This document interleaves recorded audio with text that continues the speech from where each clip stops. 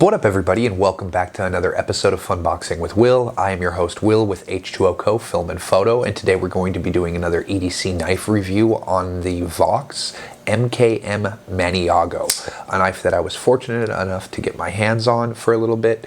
We're going to get into some of the details of this knife and check it out, so let's get into that review.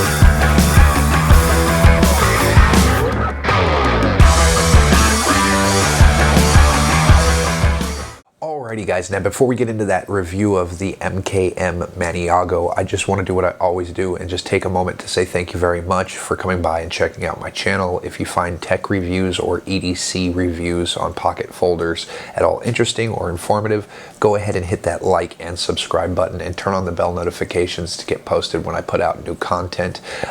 Before we get into this, I just want to thank everybody for checking out my videos. I really do appreciate it, and I know that it doesn't mean a lot to you guys to hit that like button or subscribe, but it means the world to me, so I just really appreciate it. And I want to apologize if I sound a little bit under the weather. It's because I've had some congestion, a little bit of sinus headaches lately. I've had some kind of a head cold, but as they say, the show must go on, so I'm still pushing through some videos here this week. So let's go and check out this Maniago and check out the top-down setup so we can get a closer look at this knife. Alrighty, everybody, now that we're back over here at the top-down setup, we can check out this beautiful piece right here. This is going to be the MKM by Vox Knives. It's an Italian-made knife, and the actual name on this knife is going to be the, I think I'm pronouncing this right, the Maniago, or the Maniago. I'm not exactly sure how to pronounce that, but it's in 20 CV, and from what the research I've done on this, the MKM series of Vox knives is traditionally a fixed blade, but they did have a Blade H exclusive version that was a folder that came with this G10 scales. That's Jade Translucent G10. It's since been discontinued, but I'll go ahead and leave a link anyways in the description below in the video so that you can check it out and maybe do your own research on the brand, because this is a brand that I am not very familiar with. The brand, I don't think I've ever heard of it before, and this all started when a couple weeks ago, a coworker of mine, he had a cousin and a brother that they all three work with me at a restaurant, and when we were working, they came in one weekend and they had all received these as gifts in a not like a bachelor party, but at a wedding. They were groomsmen and they had all received gifts from the groom. And so they each had the same knife with their name laser etched into the DLC coating on the blade. And one of my buddies knew that I had messed around modding knives, and I was an avid collector, so he had sent me home with his knife asking me to mod it for him. And so I ended up dyeing the scales for him Deadpool red, pretty much, and I'll throw a picture of that up real quick.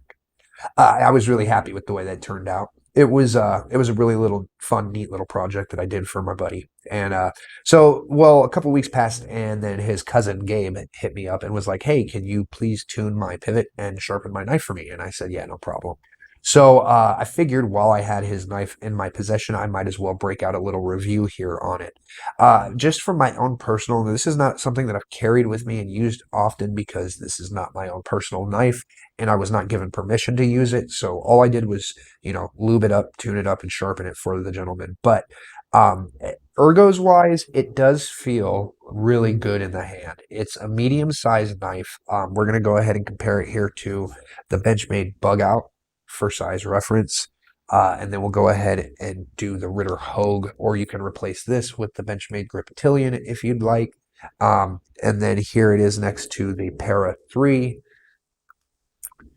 And then next to the Demko 82.5 Slim. So it's a fairly medium knife. And then lastly, we're going to compare it here to the Hogue Deca. So it's a little bit smaller than the Deca. It's definitely not what I would consider to be a full-size knife, but it does have a very comfortable ergonomic feel to it when holding it in hand. We're coming in with a cutting edge here of exactly 3 inches. So those who have 3-inch laws, this, I don't know if this guide slips under it or is perfect for that or not. Check your local laws. I'm not a lawyer, but it's a 3-inch cutting edge coming in with an exactly 7-inch overall length. And then your closed length is going to be, let's see here, closed length on this baby is going to be 4.3 inches exactly. So definitely a medium-sized knife. We're coming in weight-wise here. Let's see how many ounces this is going to come in at. So I'm going to guess 3.5 ounces. 3.4 ounces, which isn't too bad considering you have a 3-inch cutting edge. 3 ounces of steel to 3.5 ounces of weight isn't too far off that 1-to-1 ratio there. The knife has 20 CV steel, so that is something that we are all familiar. I'm sorry, M390. Again, this is a Bowler steel, not a CPM steel, but it's pretty much the exact same thing as 20 CV. So if you have any knives in 20 CV, that would be a good reference to how this will hold up. And again, I haven't done any heat treating tests on this as it's not my knife. It was just something that I was working on for a partner, a buddy of mine. But the geometry is a full flat grind coming to a pretty thin edge. It's a little thick behind the edge, right behind the edge, but it's a very comfortable crown spine here. And it also has very slight but effective jimping, I would say. You can hold the knife in a traditional saber grip, and it has nothing pretty much coming out of what I would consider a large glove hand. I have nothing coming out the back end of it. But I can still get a full 4-finger purchase on it. And if I wanted to, I could choke up because of this nice choil that they have here, leading to some pommel hanging out the back end of, and a little bit more control up in the front there. I really do appreciate that in a knife. Now, when I disassembled this knife, there was some things about it that I noticed, and I've never seen in any other knife before. Generally, when you have a pocket knife, they will either run on bearings or caged bearings, or they will have like a washer of some sort, either bronze, phosphor bronze, copper, sometimes even nylon. This particular knife, as I was doing the die job for my buddy, I had to fully disassemble the knife. And as I was doing that, I noticed that this has a little groove on the inside of the liner where a steel washer sits, and then you have caged bearings that roll on top of that steel washer on both sides. So this actually has both washers and bearing system in this knife, which I think lends to the really snappy action. The blade isn't quite fall shut, but it's wiggle shut. It's what I would call a wiggle shut knife. It doesn't take much effort at all. And then something that I really do appreciate them taking the time to do is, if you can see here, they have cut out internal tracking inside the liner, and they have the stop pins on either side of the blade. I always like seeing that because it gives a much better lockup and less chance of this ever getting loose and giving side-to-side blade play. And another thing that they have done on this knife that I don't see very often is that they've put jimping, very slight jimping, on the release for the to disengage the lock on the liner lock right here. So it's a very comfortable disengagement because of that jimping that they've put there, and I just really appreciate that. It also has a lanyard back spacer, so you can tie a lanyard to it without having to worry about the blade closing and cutting your lanyard.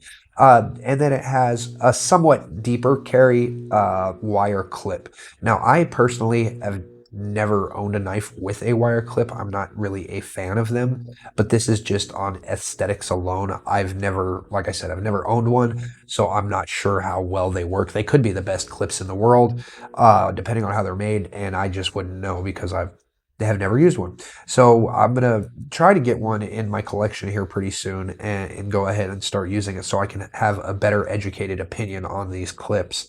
But this is what it is for the review. All in all, it's a great EDC blade. I think it would be a great option. And coming in with the Bowler M390 at a price tag of only $99 was really shocking. I'm really shocked that that's how much this knife cost. And I would give this a 9 out of 10. it's easily a 9 out of 10 for anybody looking for a solid EDC to carry around with them. Again, I don't know much about Italian-made knives, but the fit and finish on this one seems to be very, very high quality, and the tolerances seem to be very well put together as well. So that's it for today's review on this little piece here today, guys. Let's get back over to that desktop setup, and we will go.